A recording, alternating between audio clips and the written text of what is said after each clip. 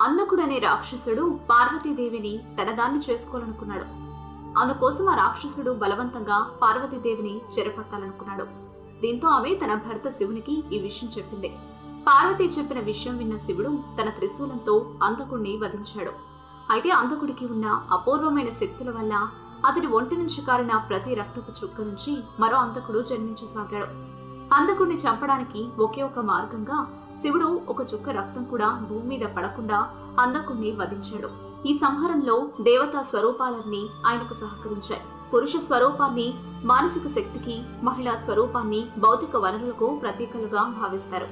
అంధకునితో శివుడు చేసే యుద్ధానికి పార్వతీ దైవ శక్తులన్నింటినీ ఆహ్వానించింది. పార్వతీదేవి ఆహ్వానం మీద దేవుళ్లందరూ తమ మహిళా స్వరూపాలను పంపారు. అంధకుడితో శివుని యుద్ధం ప్రారంభం కాగానే యుద్ధ భూమిలో అన్ని దేవతా స్వరూపాలు ప్రత్యక్షమయ్యాయి. ఇంద్రుని శక్తి, ఇంద్రాణి